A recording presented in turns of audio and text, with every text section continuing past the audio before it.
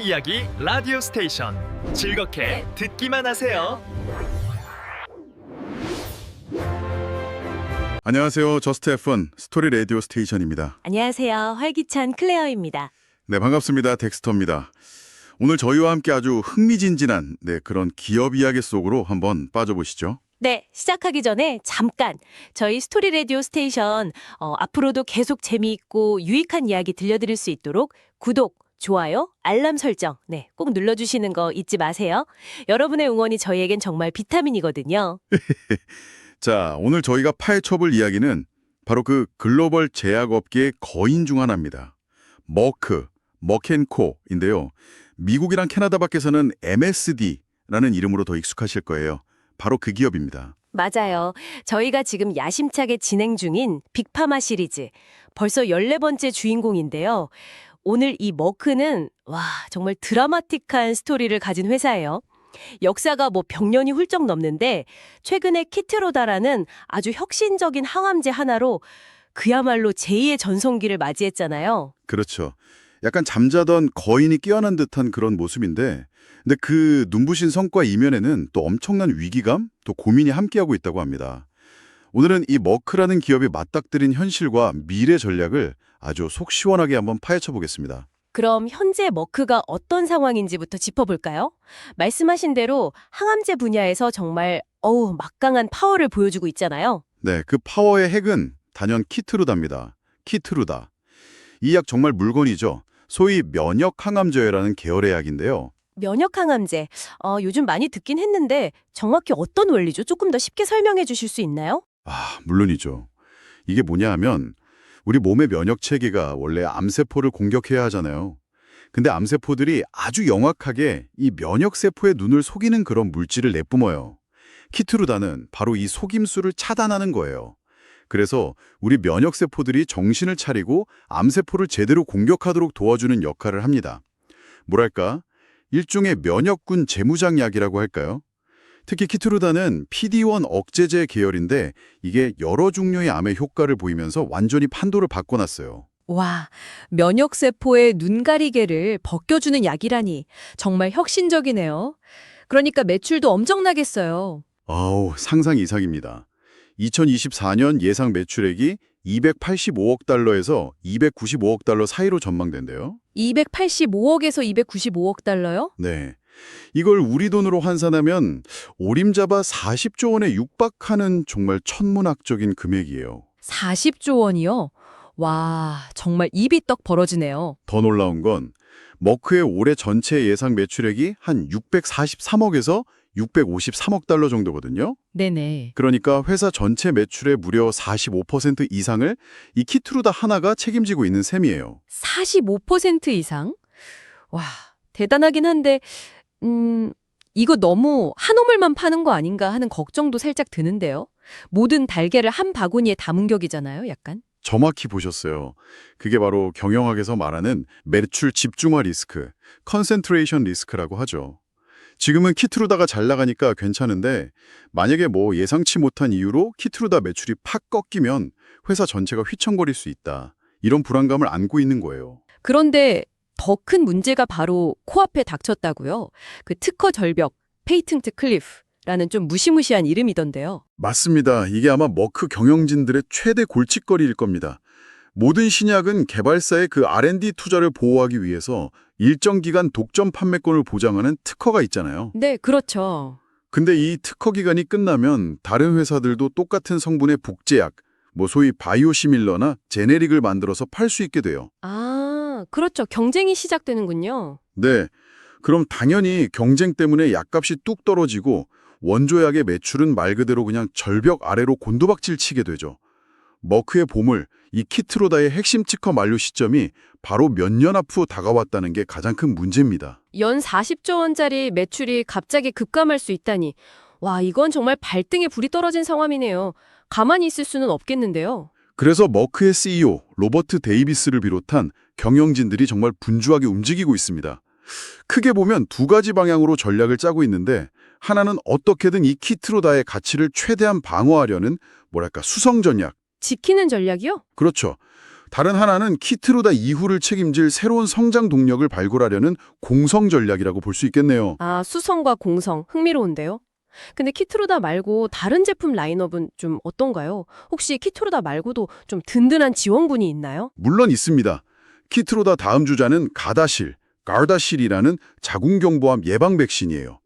이것도 연간 예상 매출이 81억 달러, 우리 돈으로 10조 원이 넘는 아주 훌륭한 효자 상품입니다. 전체 매출의 한 12.6% 정도를 차지하죠. 아, 그 유명한 HPV 백신? 그럼 이건 좀 안정적인가요? 특허 문제 같은 건 없고요. 특허는 아직 좀 여유가 있는데 최근에 좀 불안한 시그널이 있었어요. 2024년 2분기 실적 발표를 보니까 가다실 매출이 작년 같은 기간보다 무려 55%나 급감했다는 거예요. 55%나요? 아니, 왜 그렇게 갑자기요? 무슨 일이죠? 머크 측 설명에 따르면 주된 원인은 중국 시장에서의 수요 감소라고 해요. 아무래도 특정 국가의 보건 정책이나 경제 상황 변화에 따라서 이렇게 매출이 크게 출렁일 수 있다는 걸 보여준 거죠. 좀 안정적인 캐시카우로 여겨졌는데 이런 변동성은 분명 부담스러운 부분이에요. 아, 중국 리스크. 거기에 더해서 미국 내 정치적인 변수도 좀 있다면서요? 네, 이것도 약간 잠재적 리스크인데요. 특정 정치인, 예를 들어 로버트 F. 케네디 주니어처럼 백신에 대해서 좀 비판적인 목소리를 내는 인물들이 있잖아요. 네네. 만약에 이런 시각이 향후 미국 보건 정책에 영향을 미치게 된다면 백신 접종 정책 같은데 변화가 생길 가능성도 배제할 수 없다. 이런 우려가 조심스럽게 나오고 있어요. 아직은 가정이지만 이런 예측 불가능한 외부 요인도 신경 써야 하는 거죠. 키트루다는 특허 만료, 가다실은 수요 변동이랑 정치 리스크, 핵심 원투펀치가 동시에 약간 불안 요소를 안고 있는 셈이에요. 그럼 또 다른 제품은요? 조금 더 안정적인 건 없나요? 당뇨병 치료제인 자누비아 자노멧 패밀리가 있습니다. 이것도 연간 52억 달러, 회사 전체 매출의 약 8%를 책임지는 중요한 제품이에요. 아, 당뇨병 치료제. 네. 만성질환 치료제라 비교적 꾸준하지만 이것도 이미 복제약 경쟁에 직면해 있어서 매출 유지가 쉽지는 않아요. 그래도 키트루다 특허 만료 쇼크에 대비할 시간을 벌어주는 중요한 현금 창출원 역할을 톡톡히 하고 있죠. 아, 그리고 얀센과 공동 판매하는 다발굴수종 치료제 달자렉스도 연간 40억 달러, 약 7% 정도 매출로 상위권에 이름을 올리고 있고요. 아, 상황이 정말 녹록지 않네요. 자, 그럼 아까 말씀하신 그 수성 전략, 즉 키트루다를 지키기 위한 방어 전략은 구체적으로 뭔가요? 다가오는 특허 절벽을 어떻게 막아보겠다는 거죠? 핵심은 제형 변경입니다. 기존 키트루다는 환자가 병원에 가서 몇 시간 동안 링거처럼 정맥에 주사 맞는 정맥주사, IV 방식이었거든요. 네, 그렇죠. 시간도 오래 걸리고. 네, 이걸 집에서도 한 5분이면 간단하게 배나 허벅지 같은 곳에 맞는 피하 주사, SC 방식으로 바꾸는 거예요. 피하 주사요. 그냥 주사 맞는 방식만 바꾸는 건데 그게 어떻게 특허 절벽 방어에 도움이 되죠? 효과가 있나요, 그게? 이게 아주 기발한 전략인데요. 여러 효과가 있어요. 환자 입장에서는 병원에 오래 있을 필요 없이 훨씬 편해지죠. 투약 시간도 극적으로 줄어들고요. 병원도 자원을 효율적으로 쓸 수 있고요. 그런데 머크 입장에선 가장 중요한 건 이 새로운 피하 주사 제형에 대해서 별도의 새로운 특허를 받을 수 있다는 겁니다. 아하. 그러니까 기존 정맥주사 키트루다 특허가 끝나도 이 새로운 피하주사 키트루다 특허는 유효하니까 복제약 회사들이 피하주사 형태로는 함부로 못 따라오게 막는 거군요. 그렇죠. 일종의 시간 벌기이자 방어막을 치는 거네요. 이게 그 에버그리닝 전략의 일환이군요. 네, 바로 그거죠.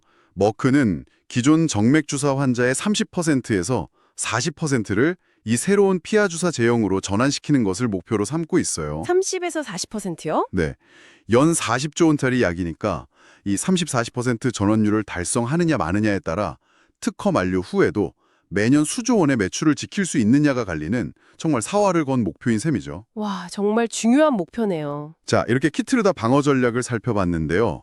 그럼 머크는 미래를 위해 어떤 공격적인 준비를 하고 있을까요? 그 이야기는 잠시 후에 이어가겠습니다. Just have a fun and listen to it.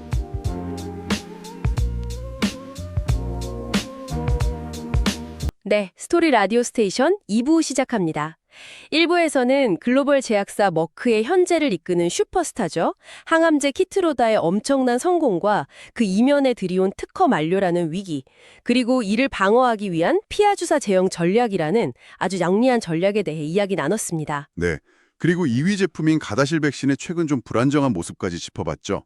이제 2부에서는 머크가 이 위기를 넘어서 키트로다 이후의 미래를 위해 어떤 공격적인 투자와 변화를 준비하고 있는지 본격적으로 파헤쳐 보겠습니다. 결국 위기 극복의 핵심은 새로운 성장 동력을 찾는 거잖아요. 제약사에게 R&D, 즉 연구개발 능력은 뭐 생명줄과도 같을 텐데 머크는 이 부분에 얼마나 투자하고 있나요? 정말 입이 떡 벌어질 정도의 금액을 쏟아붓고 있습니다. 2023년에만 R&D 비용으로 무려 305억 달러. 305억 달러요? 네, 우리 돈으로 약 40조 원 이상을 투자했어요. 여기에는 단순히 자체 연구뿐만 아니라 외부의 유망한 기술이나 물질 또는 회사를 사들이는 소위 사업 개발, BD 비용까지 포함된 금액입니다. 아들이랑 비교해도 높은 수준인가요? 네, 매출 대비 R&D 투자 비중으로 보면 업계 최상위권에 속할 정도로 아주 공격적인 투자입니다. 그만큼 머크가 얼마나 절박하게 포스트 키트로다 시대를 준비하고 있는지 보여주는 단적인 예죠. 그렇군요. 단순히 기존 약의 사용 범위를 넓히는 걸 넘어서 예를 들면 암세포에만 약물을 정밀 타격하는 항체 약물 접합체 ADC라던가 키트로다와는 가는 기존의 차세대 면역 항암제, 또 혁신적인 백신 기술 같은 완전히 새로운 영역에 공격적으로 베팅하고 있어요. 전 세계 주요 질병 부담의 83%를 커버하는 파이프라인 구축을 목표로 한다고 하니 그 야심이 느껴지시죠? 83% 커버라 대단하네요. 근데 자체 개발도 중요하지만 특허 만료 시기에는 계속 똑딱거리니까 시간이 좀 부족할 수 있잖아요. 이럴 땐 외부에서 이미 가능성을 보인 파이프라인이나 기술을 가진 회사를 인수하는 M&A도 중요한 전략일 텐데요. 혹시 최근에 좀 주목할 만한 움직임이 있었나요? 아주 크고 상징적인 M&A 딜이 있었습니다. 머크가 베로나파마라는 회사를 약 10억 달러, 우리 돈으로 무려 13조 원이 넘는 금액에 인수하기로 했어요. 13조 원. 와, 정말 거액이네요. 베로나 파마는 어떤 회사인데요? 뭘 가지고 있길래 그렇게 큰 투자를 결정한 거죠? 이 회사가 개발 중인 오투바이르라는 만성 폐쇄성 폐질환 COPD 치료제 후보물질 때문에 인수한 거예요. COPD는 폐 기능이 점점 나빠져서 숨쉬기 힘들어지는 아주 흔하면서도 환자 수가 많은 만성호흡기 질환이거든요. 시장 규모가 엄청나죠. 아하, 그러니까 항암제처럼 성공하면 초대박이지만 실패 위험도 큰 분야에만 집중하기보다는 COPD 같은 만성질환 시장처럼 비교적 안정적이고 꾸준한 매출을 기대할 수 있는 분야로 포트폴리오를 넓히려는 전략이군요. 그렇죠. 위험 분산과 동시에 새로운 성장축을 확보하려는 거네요. 전문가들이 말하는 그 심혈관, 호흡기, 대사질환, CBRN 분야로의 확장이군요. 정확합니다. 이게 또 재미있는 게 앞서 말한 비용 절감 계획과도 딱 맞물려 돌아가요. 머크가 2027년 말까지 조직 효율화 같은 걸 통해서 연간 30억 달러, 약 4조 원의 비용을 줄이겠다고 발표했거든요. 네, 4조 원 절감이요? 네. 이렇게 아낀 돈을 단순히 쌓아두는 게 아니라 베로나 파마 인수 같은 미래 성장 동력 확보에 재투자하는 거죠. 단순한 허리띠 졸라매기가 아니라 미래를 위한 전략적 자원 재분배라고 볼 수 있어요. 아주 영리한 행보죠. 와, 정말 전략적이네요. 근데 신약 개발하고 회사 인수하는 것도 중요한데 결국 그걸 잘 만들어낸 생산 능력이 뒷받침되지 않으면 그림의 떡이잖아요. 특히 그 피하주사 제형이나 ADC 같은 건 만들기 더 까다로울 것 같은데요. 생산 시설 투자는 어떻게 하고 있나요? 당연히 그 부분도 놓치지 않고 있죠. 말씀하신 것처럼 특히 키트루다 SC 제형이나 ADC 같은 복잡한 바이오 의약품은 생산 공정이 훨씬 정교하고 까다롭거든요. 네, 복잡하죠. 그래서 머크는 미국 델라웨어주에 10억 달러, 우리 돈 1조 3천억 원 이상을 투자해서 최첨단 바이오 의약품 생산 공장을 새로 짓고 있어요. 미래 먹거리를 안정적으로 생산하고 공급하기 위한 필수적인 투자죠. 바이오 의약품, 그 살아있는 세포를 이용해서 만드는 단백질 의약품 같은 거죠. 화학 약품보다 훨씬 복잡하고 품질 관리도 중요하겠네요. 네, 맞습니다. 그래서 이런 대규모 투자가 필요한 거고요. 그런데 머크가 단순히 돈만 잘 버는 회사를 넘어서 요즘 화두인 ESG 경영에도 꽤 진심이라는 점도 주목할 만해요. ESG형, 환경, environment, 사회, social, 지배구조, governance를 생각하는 지속가능한 경영. 요즘 기업들의 거의 필수 덕목처럼 여겨지는데 머크는 구체적으로 어떤 활동을 하고 있나요? 여러 가지가 있지만 몇 가지만 꼽아보면요.